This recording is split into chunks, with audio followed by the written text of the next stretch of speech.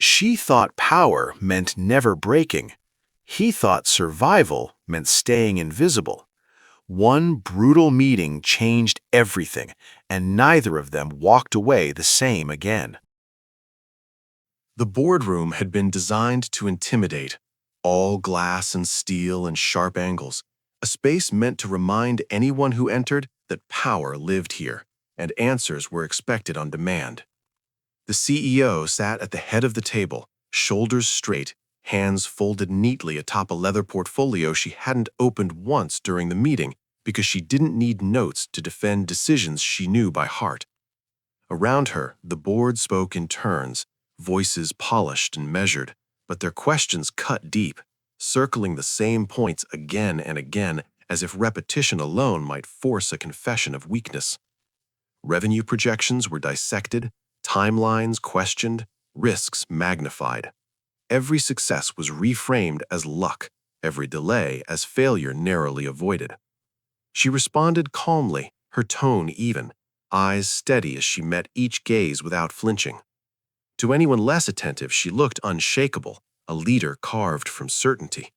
But from the edge of the room, where he stood quietly beside a side table stacked with untouched coffee cups and printed agendas, he noticed the subtle signs, the way her jaw tightened for just a second before she answered one particularly sharp remark, the way her fingers pressed a little too hard into the leather when a board member leaned forward and suggested she had underestimated the market.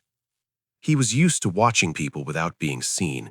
Years of navigating life as a single father had taught him how to read rooms quickly, to sense when moods shifted before voices did. He knew what it looked like when someone was holding it together out of necessity rather than confidence. As the meeting dragged on, the air thickened with pressure. Sunlight streamed through the floor-to-ceiling windows, casting harsh reflections across the table, but no one seemed to notice the passing hours. The board wanted answers that could never fully satisfy them, because what they were really testing was her resolve. She adjusted her posture slightly, inhaled slowly, and continued, never raising her voice, never conceding more than was necessary. Yet there was a moment, brief enough to be missed by most, when her gaze dropped to the table before lifting again. It wasn't defeat, it was fatigue, the kind that settles in when you realize every choice you make will be scrutinized no matter the outcome. He felt an unexpected pull of empathy then, surprising in its intensity. He didn't know her beyond the professional distance she maintained with everyone, but he understood pressure that didn't turn off when the room emptied. He understood the loneliness of responsibility, the way strength could become isolating when everyone expected you to carry more than was reasonable. The meeting finally neared its end, voices softening as conclusions were drawn and next steps outlined. Polite nods replaced sharp questions, and a few board members even offered restrained compliments, as if acknowledging her endurance rather than her performance. She accepted them with a small, controlled smile that never reached her eyes. When the chairperson called the meeting adjourned, chairs scraped softly against the floor, and conversations resumed in lower, more casual tones. One by one, the board members filed out, checking phones, already moving on to the next demand on their time. She remained seated for a moment longer than necessary, staring at a point on the table as if grounding herself before standing. He watched as she gathered her portfolio, movements precise, practiced, and rose to her feet with the same composed grace she had held all morning. As she walked past him toward the door, their eyes met briefly. It was nothing more than a second, an accidental overlap of attention, but in that instant he saw something unguarded there. Not fear, exactly, but exhaustion layered beneath determination. Then the door closed behind her, and the boardroom fell silent, except for the hum of the building. He stayed where he was, cleaning up the remnants of the meeting, but his thoughts lingered on her retreating figure. He told himself it was none of his business. She was the CEO, he was staff. Their worlds didn't intersect beyond professional necessity. Still, the image of her standing alone at the head of that table stayed with him, a reminder that even the most powerful people could be pushed to the edge of themselves without anyone noticing. As he stacked the empty cups and straightened the chairs, he wondered where she had gone and whether she had anywhere she could set the weight down, even for a moment. She didn't go far after leaving the boardroom, though it felt like she crossed an invisible border the moment the door shut behind her. The noise of the floor faded into a distant murmur as she turned down a narrow hallway reserved for offices rarely used, spaces meant for overflow rather than refuge. At the end of the corridor, she slipped into an empty office and closed the door with deliberate care, as if sound itself might betray her. The room was cool and spare, a desk untouched, chairs perfectly aligned, blinds half open to a muted stretch of sky. She stood there for a moment, portfolio still clutched in her hand, breathing shallowly as the adrenaline that had carried her through the meeting began to drain away. Her shoulders dropped a fraction, then another, until the rigid line of her posture softened. The silence pressed in, and with it came the weight she had kept at bay for hours. She set the portfolio down on the desk and braced her palms against the edge, head bowed slightly, eyes closed, not in surrender but in exhaustion.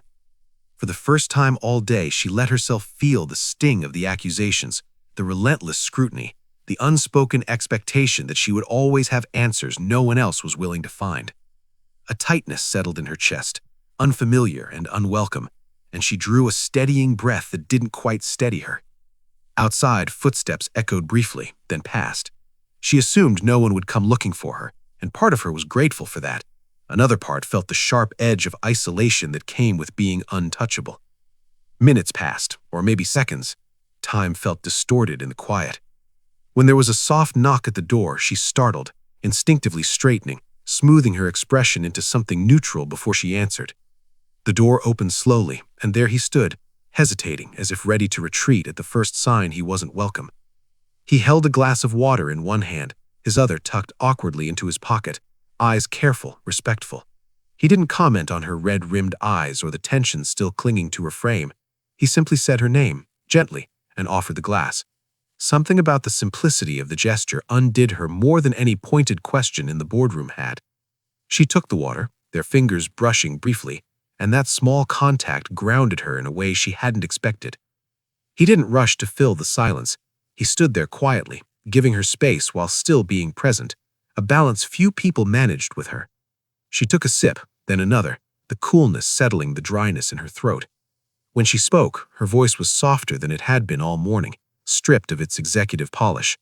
She thanked him, then let out a breath that sounded dangerously close to a laugh, or maybe a sigh. The words came slowly at first, fragments of frustration she hadn't planned to share.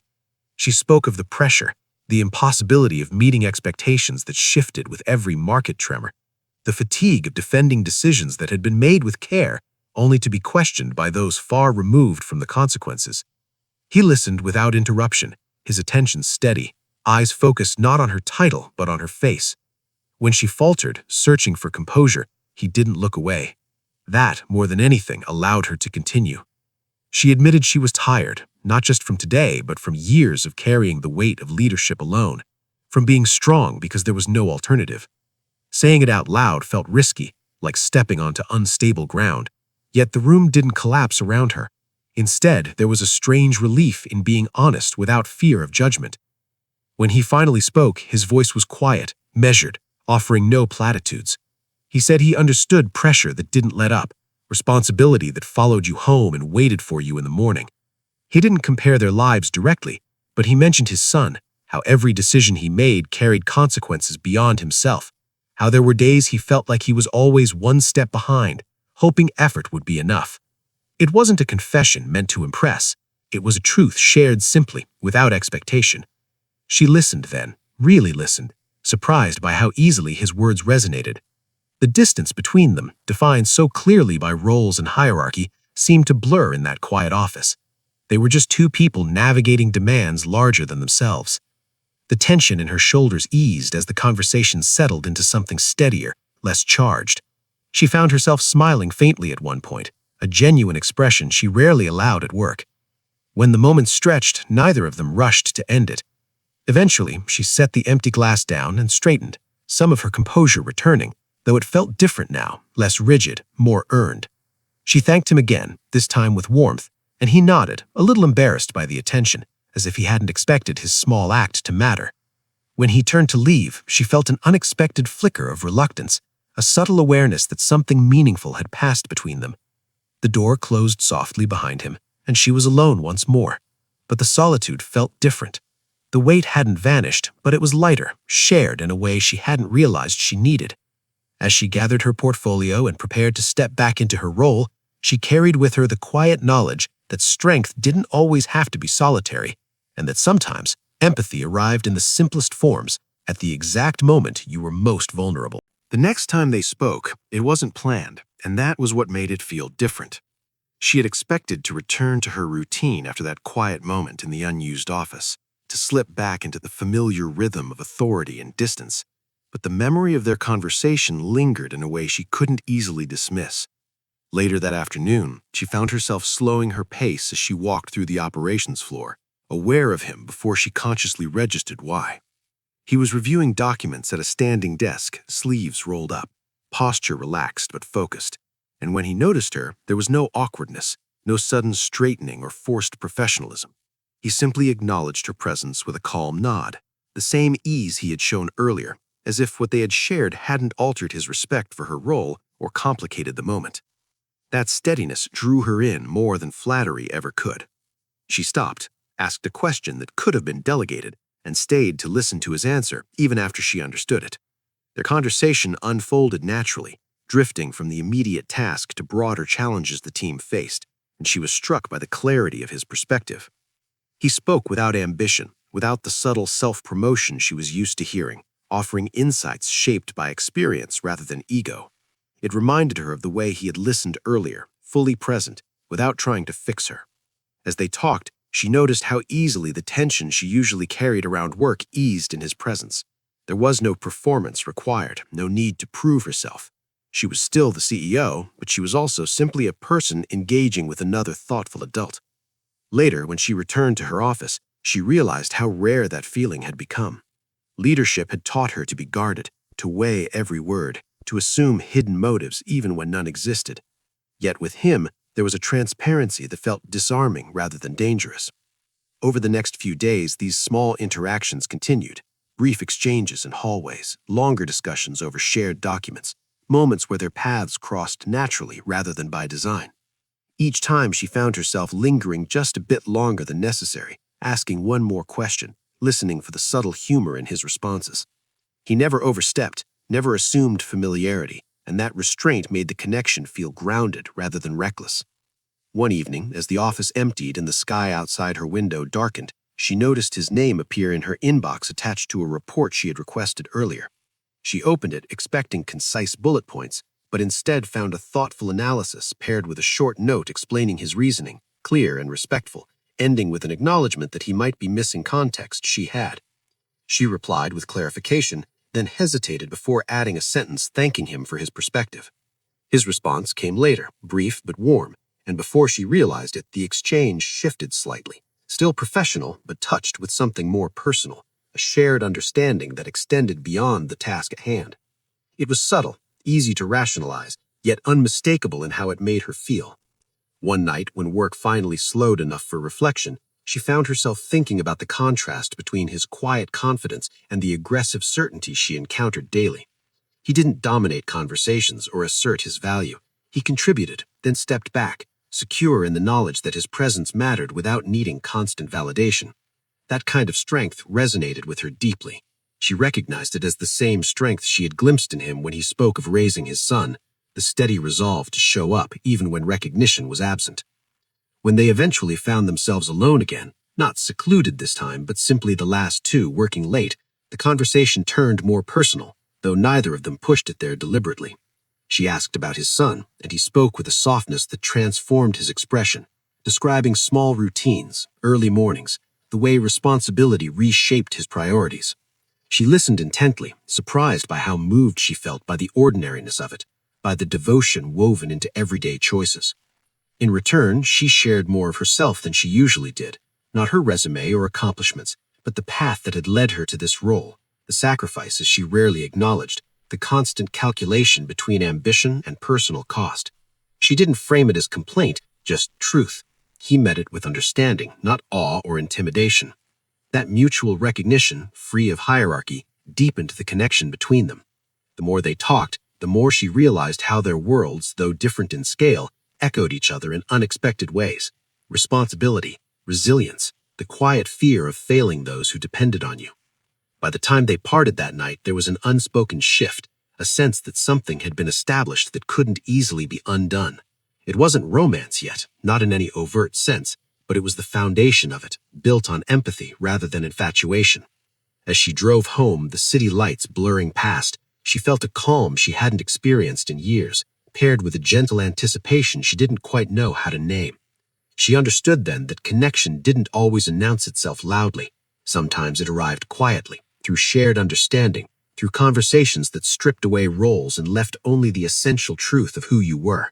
And in recognizing that truth in him, she was beginning, slowly and unexpectedly, to recognize it in herself as well. By the time the week began to blur into the next, their connection had settled into the quiet spaces between scheduled meetings and formal expectations, growing not through grand gestures, but through the steady accumulation of moments that felt increasingly personal.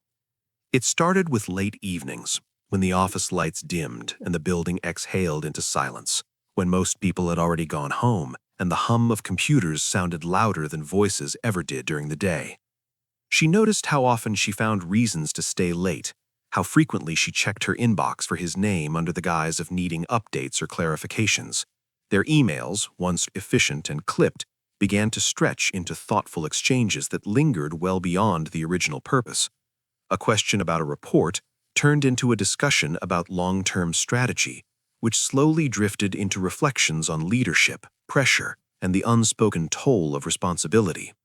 She was careful with her words, aware of the line she could not cross, yet something in her tone softened, less guarded than usual. He matched that energy without pushing, responding with insight and quiet humor that made her smile alone in her office. There were nights when she read his replies more than once, not for clarity, but for the reassurance they brought, the sense that someone else understood the weight she carried without being asked to shoulder it for her. During the day, their interactions were subtle but unmistakably changed. In meetings, she sought his input more often, not as a favor, but because she trusted his judgment. When he spoke, she listened fully, valuing the way he cut through complexity without oversimplifying. Others began to notice, though no one could quite name what was different. To them, it looked like a CEO recognizing talent. To her, it felt like alignment, like discovering a voice that complemented her own rather than competing with it. In quieter moments, when they passed in hallways or paused near the coffee machine, there was an ease between them that hadn't existed before. A shared glance, a brief smile, the kind of familiarity that made the office feel less transactional and more human. One evening, as she gathered her things to leave, she noticed him still at his desk, focused but tired, and felt an unexpected urge to acknowledge his effort.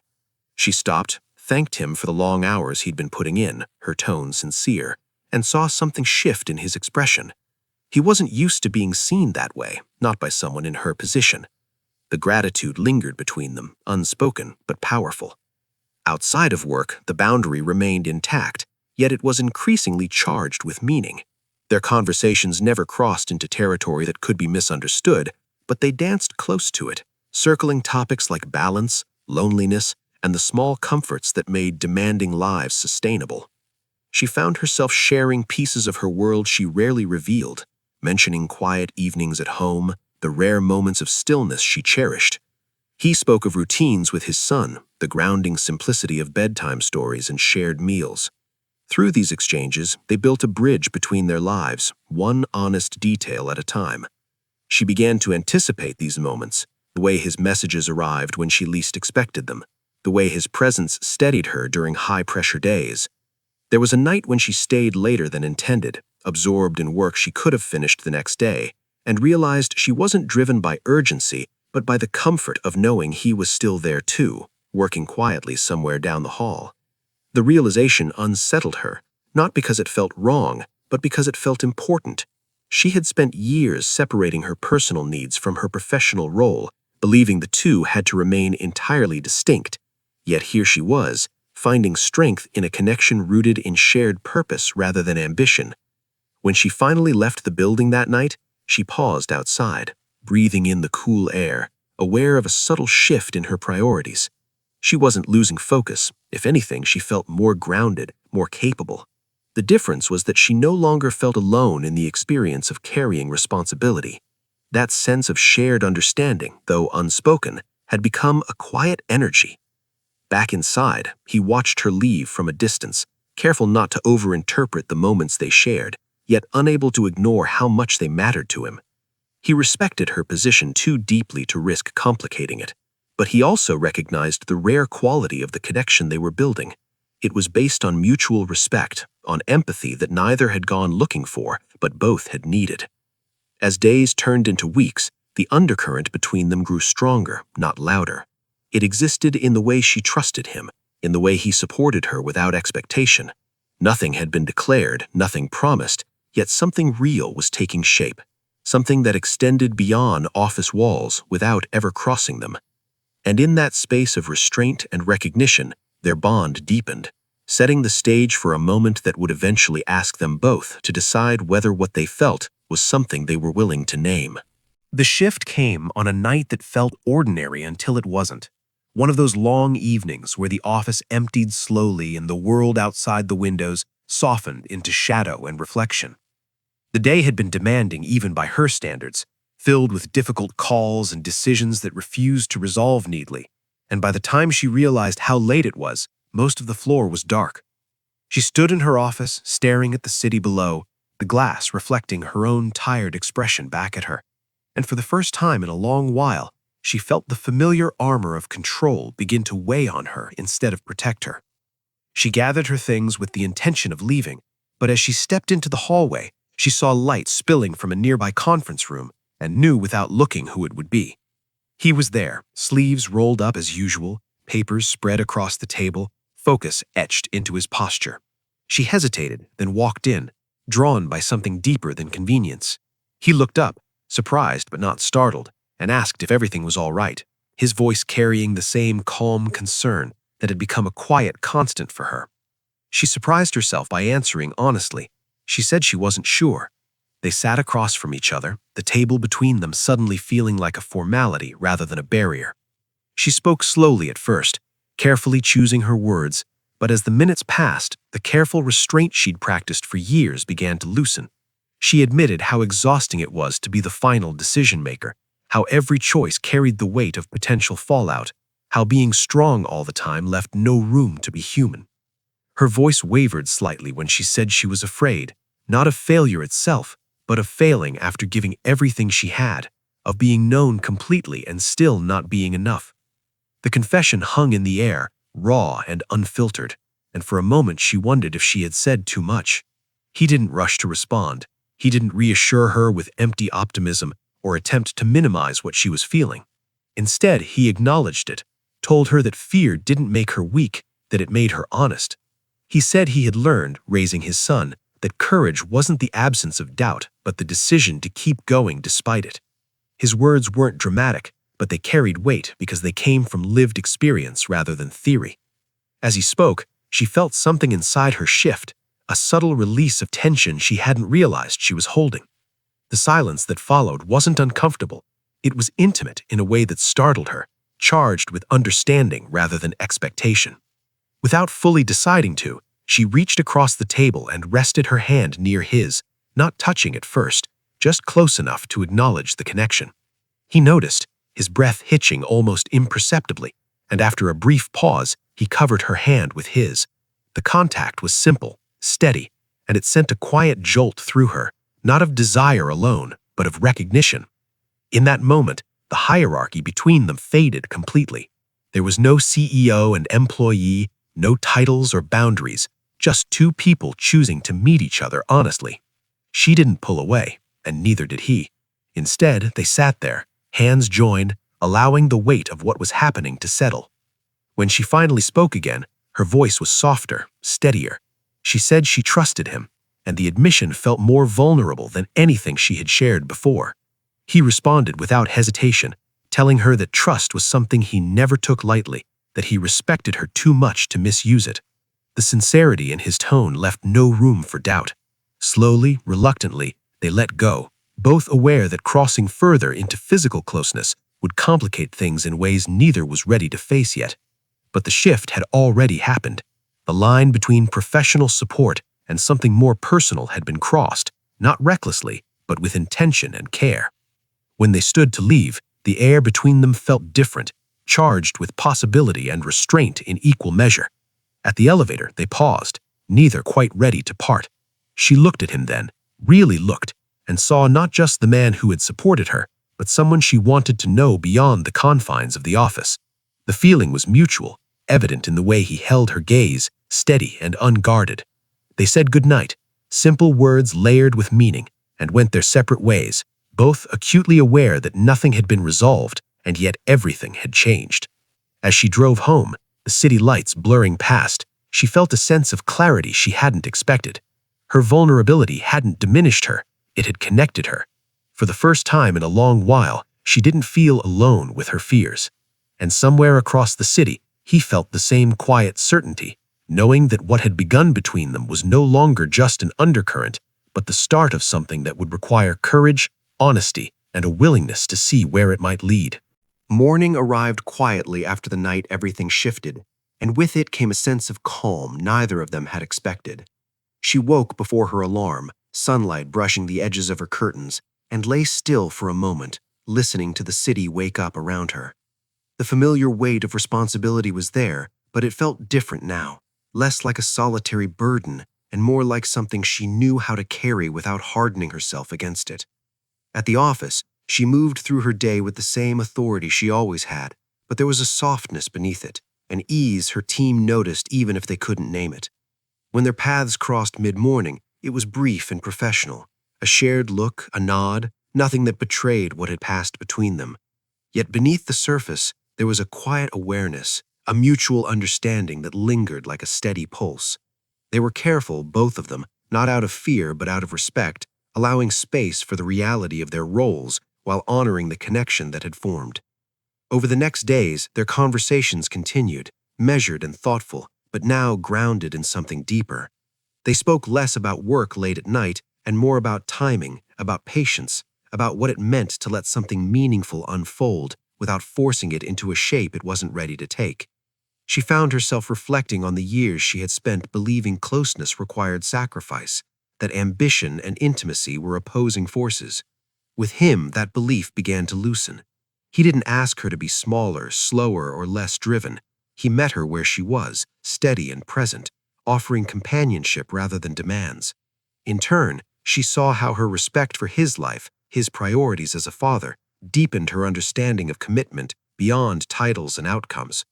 One evening, they walked out of the building together by coincidence rather than design, their steps falling into an easy rhythm as they headed toward the parking lot. The city air was cool, the sky streaked with the last colors of sunset, and for a moment neither spoke. When she did, it wasn't to define what they were becoming, but to acknowledge the simple truth that she valued him, not just for what he offered her, but for who he was. He responded in kind, telling her that whatever the future held, he was grateful for the way they had found each other, unexpectedly and without pretense. They didn't rush to label the connection or promise more than they could give. Instead, they chose honesty and intention, agreeing that some things were worth allowing to grow at their own pace. As weeks passed, the anticipation remained, not anxious or consuming, but hopeful. They shared laughter more freely now, moments of warmth woven into the fabric of their professional lives, always careful, always grounded. She noticed how much lighter she felt, how leadership no longer meant isolation, and how vulnerability, once a guarded secret, had become a quiet source of strength. He noticed the same shift in himself, a renewed sense of possibility, the reminder that his world, defined for so long by responsibility, still had room for something unexpected and deeply human. When they finally stood together one night, unhurried, no longer hiding from what they felt, but not rushing to define it either, there was no dramatic declaration, no sweeping promise, just a shared understanding that this was a beginning, one built on trust, empathy, and mutual respect.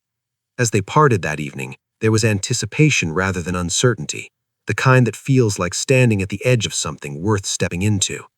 Their story didn't end there. It opened, quietly and deliberately, with a promise of a future shaped not by power or circumstance, but by two people choosing connection, one honest moment at a time. If you enjoyed this story and want more emotionally grounded romances with depth and heart, subscribe to Drew Daily Stories. New stories drop regularly, and the next one might stay with you longer than you expect.